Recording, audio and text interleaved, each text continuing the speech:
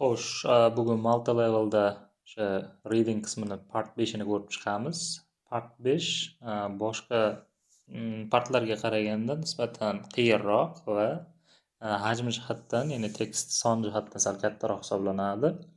Xo'p, bugun uni qanaqa qilib yechish usullarini ko'rib chiqamiz. Xo'p, bizada 30 dan boshlab 35 gacha bo'lgan savollar aynan part 5 ga ajratilgan bo'ladi imtihonda. Xo'p, bunda endi bizga sal nisbatan uzunroq va nima desa bo'ladi, qiyinroq tekst beriladi, lekin shuni yetsa bo'ladi, baribir qiyin emas. Xo'p, bunda birinchisi savolni o'qib olamiz. Demak, 30 dan 33 gacha va 35 dan 34 gacha ikkiga bo'lingan bo'ladi savolimiz. 30 dan 33 gacha bizga summary completion beriladi. Ya'ni summary completion degani biror bir paragrafda o'shanga tegishli bo'lgan, misol 3 ta 4 ta gapni bizga bitta gap qilib parafraza qilib bergan bo'ladi. Biz u bo'shliqqa demak tepasiga yozib qo'ygan bo'ladi. Biz hozirgi imtihonimizda, demak hozirgi ko'rib turgan testlaringda bitta so'z yoki bitta raqam yoz deb aytib qo'yibdi. Ya'ni biz mana shu 30 dan 33 gacha bo'lgan bo'shliqqa bitta so'z yoki bitta raqam yozishimiz kerak bo'ladi. Keyingi qismi demak 34 bilan 35 bu multiple choice bo'ladi. Ya'ni bizga savol beriladi tekst bo'yicha, tekstdan o'qib ko'ramiz va tegishli bo'lgan variantni tanlashimiz kerak. Ya'ni A dan D gacha bo'lgan. Va javoblar varaqasiga shu tariqa belgilaymiz. Kelinglar unda boshladik. Birinchi qiladigan ishlaring bu tekstni, ya'ni part 5 da yechish uchun skimming qilib chiqish kerak. Ya'ni overall tekst nima haqida ketyapti, shuni tushunib olish kerak va qaysi ma'lumotlarni qayerdan olishimiz mumkin. Ya'ni 1 minutcha vaqtimiz ketsa, tezgina ko'zni yugurtirib skimming qilib chiqishimiz kerak. Skimming degani o'sha to'liq ma'noni tushunib, nima qayerda ketyapti, umuman tekst nima haqida ekan, o'shalarni ko'rib chiqishimiz kerak bo'ladi. Mana bu narsa skimming deyiladi. Skimming qilib bo'lganingizdan keyingi etap endi scanning deyiladi. Scanning degani bu skanner, ya'ni izlash, topish degani ingliz tilidan tarjima qilganda. Xo'p, izlab topish qanaqa bo'ladi? Odatda summary completion IELTS da ham bor. Nisbatan oson desak ham bo'ladi. Qaysi ma'noda? Sinonim so'zingiz bo'ladigan bo'lsa, ya'ni sinonimik bazingiz yaxshi bo'ladigan bo'lsa, nisbatan oson bu turimiz. Xo'p, bunda biz odatda sinonim so'z qidirib topishimiz kerak va u sinonimini, ya'ni kalit so'zlarga e'tibor berib, o'sha so'zni sinonimini biz tekst ichidan izlab topishimiz kerak. Kelinglar boshladik, unda vaqt yo'qotmasdan. Birinchisi, genetic makeup was created while patients were embryos in an effort to make them demak IV resistant so that it could be transmitted to coming something. Endi biza bu gapimizda nimani topishimiz kerak? Misol uchun katta harflar bilan topilgan genetic makeup so'zi yoki HIV so'zi turibdi. Bizda mana shu so'zni qidirib topishimiz kerak. Tekstga ketdik. Demak, uje tekstimizni birinchi gapidan o'qib chiqamiz, qarab chiqamiz tezgina. Hop, qaraydigan bo'lsak, mana bu joyda HIV so'zi topildi menda. Demak, birinchi kelgan HIV so'zim. Demak, chiqdi. Mana bu HIV so'zim chiqdi. Endi qolganlari bormi? O'sha narsalarni qidirib chiqamiz. Xo'p, demak, mana genetic makeup so'zi tepada bor edi. Genetic makeup ham chiqdi. Undan keyingi so'zi created while patients and embryos in effort resistant so'zi chiqdi.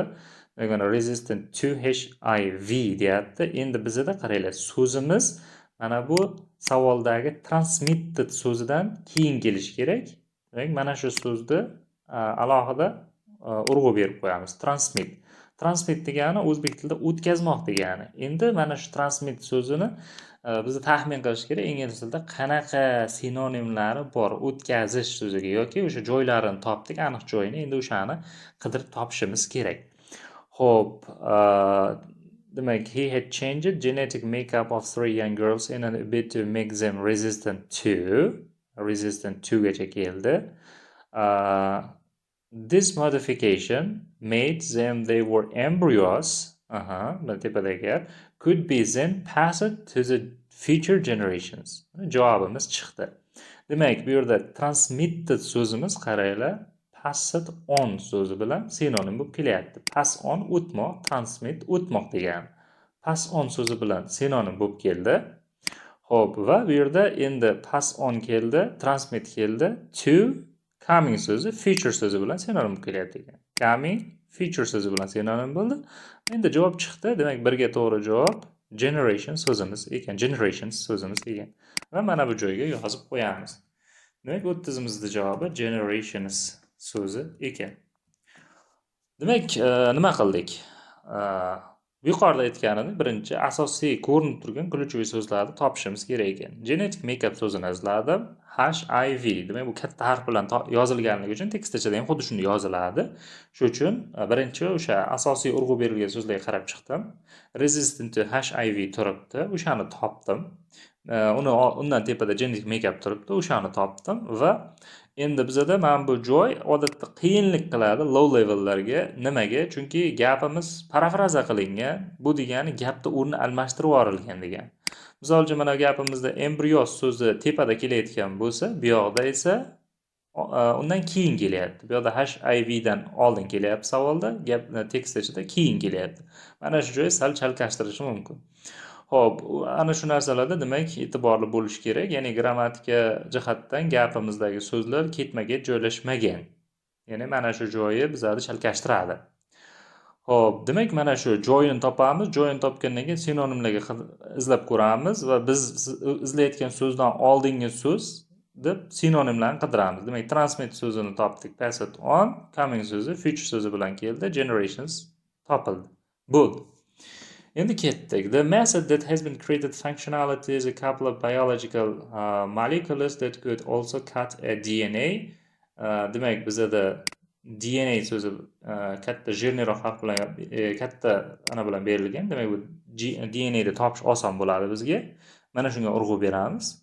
Xo'p, keyin create functionalities called biological molecules at certain location. Endi bizlar mana DNA so'zi bizga kalit so'z ekan, undan keyingi kelayotgan so'zimizda ham kalit so'z bo'ladi. At certain location, ma'lum bir joyda, joylashuvda degan. Endi tekstga qarab ko'ramiz. Tekstni pastroqqa tushiramiz.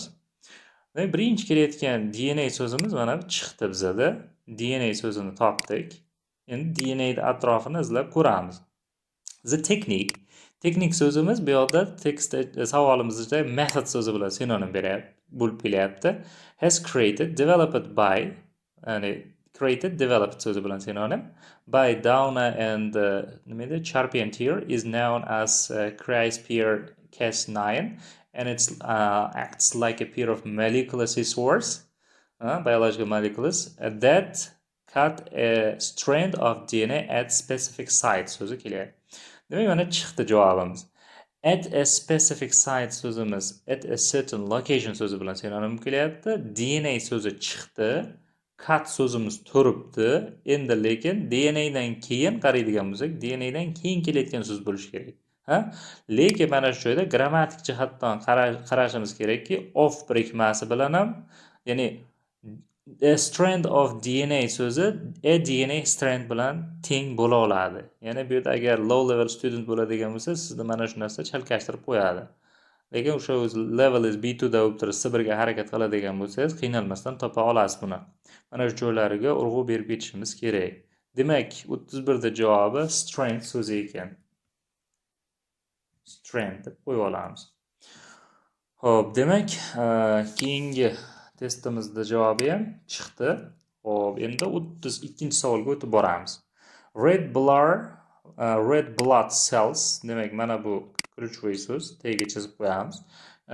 Can be returned a person's body by extracting their stem cells, genetically modifying them, begin producing fetal hemoglobins.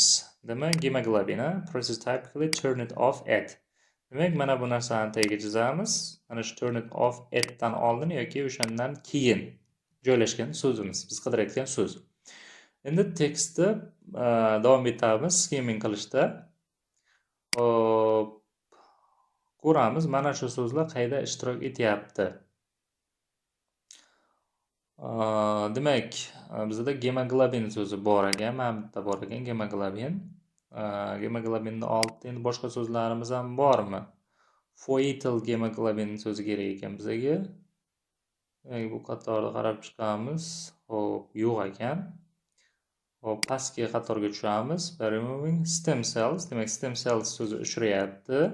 Remove so'zi mana bu yerdagi extract so'zi bilan sinonim bo'lib kelyapti mana. Extract, remove sinonim bo'lib kelyapti. O'zi chiqdi, joyini topdik. Stem cells and genetically editing, modify so'zi bilan edit so'zi bilan qarab olamiz. E'tiborga ketishimiz kerak. Modify, edit. Bu yoqda genetically editing, bu yoqda genetically modifying deb beryapti. Then to start, begin bilan kelyapti. To produce, producing deb beryapti. Foetal hemoglobin, a process that is normally, typically so'zi bilan turn it off, chiqdi. Turn it off. Bu yoqda demak nima bilan kelyapti? Switch off bilan kelyapti. At so'zidan keyingi bizga kuluvchi so'z javobimiz demak birth so'zi ekan. Mana javob chiqdi. Demak 32 ga javobimiz birth, ya'ni tug'ilish ekan. Birth. Demak, bunda ham xuddi shunday. Joyini topish kerak, kuluvchi so'zlar qidirish kerak, sinonimlarni topish kerak, izlab topdik buni ham. Bu masalamiz ham hal bo'ldi, do'stlar. Xo'p, endi keyingisiga o'tamiz. Tepadagi so'zimizni ham belgilab ketaylik. Hop, ajralib tursin. Keyingisiga o'tamiz. A proposal to change astronauts psychology is to make them more resistant, which will crucial for outer emissions. Demak, bizda outer emissions so'zini belgilab olamiz. Resistant to ga qarshiga turib bera oladigan. Misol uchun proof so'zi bo'ladi. Proof so'zi qarshi bo'lish degani yoki against so'zi bo'lishi mumkin, qarshi bo'lish, to'g'rimi? Xo'p, endi proposal degani taklif degani, to'g'rimi? Taklif, mana shu so'z o'zgartirish, astronomlarda psixologiyasini o'zgartirish degan so'zni ham biz kirib olamiz. Endi izlashni boshlaymiz. Demak, resistant to so'zidan keyingi so'zimiz bizga olinish kerak bo'lgan so'z ekan. Endi qaraymiz. Xo'p, in addition, trials are being carried out in addition, doctors and research investigating ways to genome editing to tackle muscular. Bu yerda demak astronomlar haqida gap ketmagan. Other experts are looking even further into the future. One idea is to alter psychology of astronauts. Demak, mana bu joyda keldi. Astronavtlarning psixologiyasi so'zi keldi.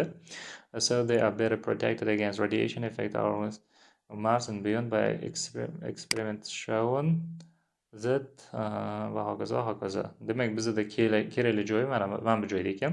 Psychology of astronauts deyapti. Astronavtlarning psixologiyasi. Demak, mana bu joyda topdik. Alter so'zi change. Change in astronomy, astronauts psychology so'zi alter'da nimasi bilan kelyapti? Alter bilan change sinonim kelyapti. Bu yerda proposal so'zi idea so'zi bilan sinonim ekan. Proposal idea bilan. So they are protected against. Javobimiz chiqdi. Mana protected against so'zi teng bo'ladi resistant to so'ziga sinonim bo'lib keladi. Xo'p, resistant to. Demak, buni belgilab qo'yamiz. Resistant to so'zi bilan keldi. Demak, bizda resistant to dan keyingi so'z, demak, bu yerda to'g'ri javob bizda radiation so'zi, radiatsiya so'zi ekan. Xo'p, radiation. Demak, javobimiz radiation bo'ldi.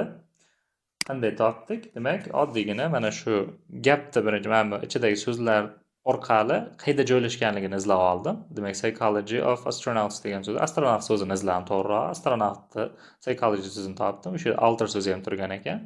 Va qaradim. Endi bu yerda qaranglar, automissions deyapti. Bu so'zni qidirsak sal adashib ekanmiz, chunki mana bu yerda invaluable for travel to Mars and beyond. Ya'ni shu so'z sinonim berilmagan, shunga tegishli bo'lgan ma'no berilgan. Ya'ni Mars va undan tashqariga sayohat qilish deyapti. Demak, resistant so'zi bu yerda protected against so'zi bilan chiqib keldi. Tamom, bizda demak 33 ta ketdi. 30 tadan 33 tani topib oldik. Endi keyingisiga o'tamiz. Keyingi savolimizga endi 34 dan 35 gacha multiple choice. Xo'p, ikkinchi paragrafga ko'ra deyapti, savolga e'tibor beramiz. Ikkinchi paragrafga ko'ra deyapti, quyidagi gaplardan qaysi biri xato deyapti. Endi birinchi gaplarni tarjima qilib olaylik. Scientists are modifying people who already have disorders deyapti. Olimlar deyapti, o'sha qanaqadir buzilishi, ya'ni genida buzilishi deymizmi? Bo'lgan allaqachon buzilishi bo'lgan odamlarni deyapti, o'zgartiryapti deyapti. Modify degani change so'ziga sinonim bo'ladi. Mana bu joyda yozib ketaylik. Change. Hope.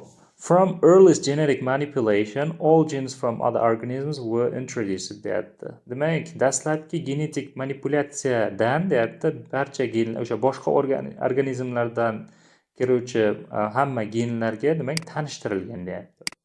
Keyingisiga, scientists may change genetic makeup of physical characteristic like eye color deyapti. Olimlar deyapti o'sha psixologik xarakter, demak fizический xarakterlarni ham deyapti genetik yaratish o'sha nima deydi, genetik tarkibini o'zgartira oladi, xuddi ko'zni rangi kabi deyapti. Keyingisiga o'tamiz.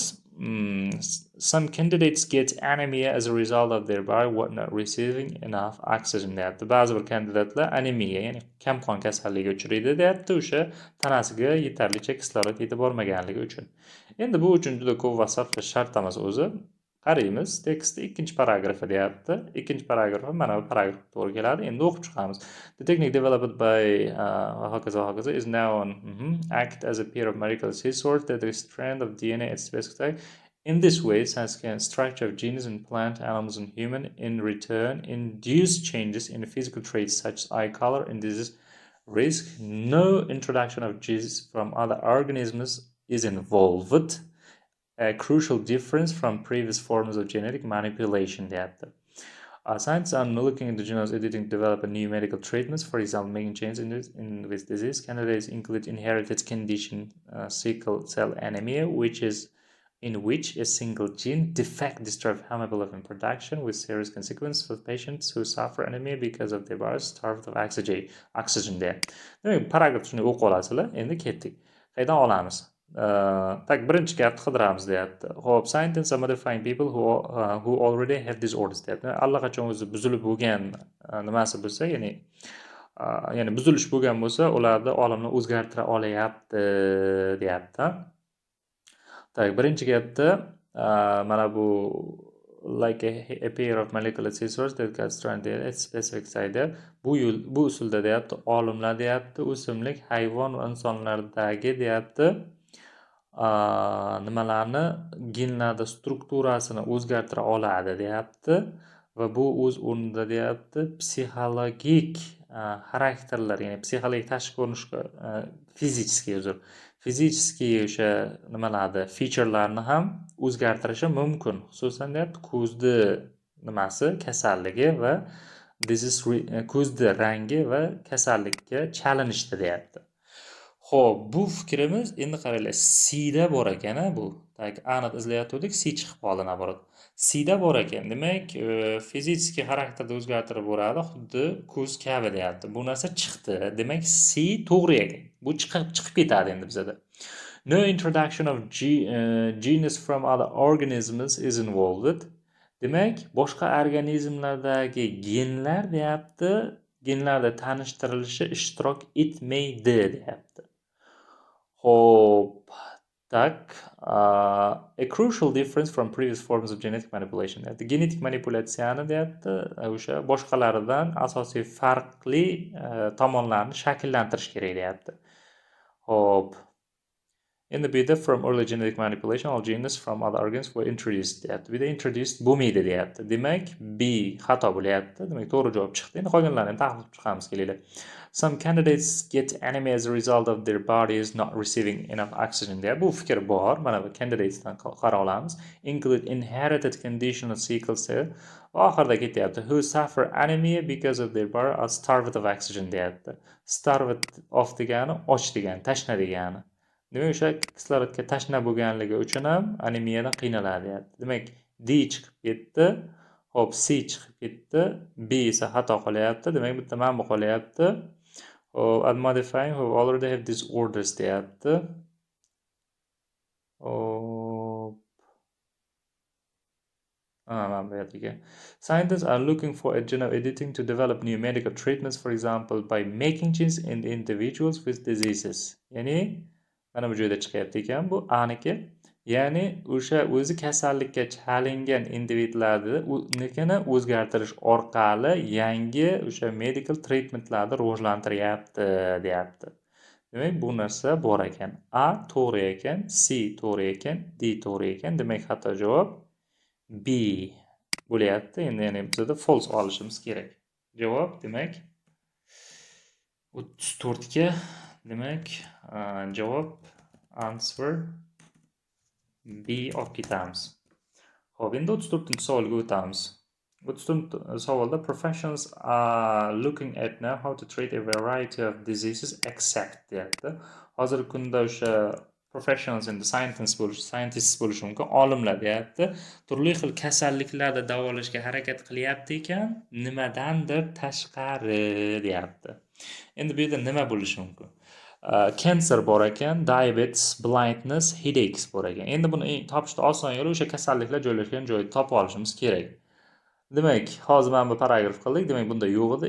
Keyingi paragrafga o'tib olamiz. By removing person's terms va hokazo mana bu joyda kelyapti. Doctors and researchers, bu teng bo'ladi professionsga, are investigating ways looking at so'ziga teng bo'lyapti.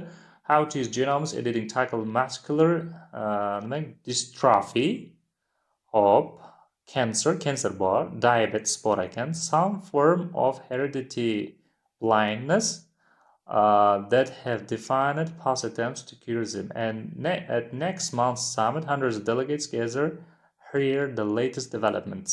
Demak, bizada cancer bor ekan, diabetes bor ekan, blindness bor ekan, demak bu yerda headaches yo'q ekan. To'g'ri javob, demak oson ekan. 35 ga answer bizada B javob bo'lar ekan. Demak, mana shu tartibda yechiladi. Bu DTM bazasidan olingan test. Demak, mana shu tartibda tushadi testda. Unaqa qiyin emas.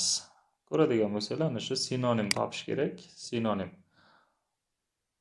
Sinonim joylashgan joy, o'shanga tegishli bo'lgan so'zlarni topish orqali belgilab tashlaymiz. Part 5 nisbatan oson. Shuning uchun o'sha sinonim darajamizni ko'tarishimiz kerak. O'shandan keyin ancha bu part 5imizni yechish osonlashadi. Va birinchi misol uchun part 2 sal chalkash, part 1da ham misol uchun ozgina ishlashingiz kerak, to'g'rimi? Undan ko'ra misol uchun agar sinonim bazangizni ko'tarib olsangiz, part 5 nisbatan ancha oson. Kam vaqt talab qiladigan testlardan biri hisoblanadi. Shuning uchun sinonimni ko'tarib olsanglar, tezroq vaqtdan yutishga ham harakat qilasizlar. E'tiboringiz uchun rahmat. Bugunga mana shu edi.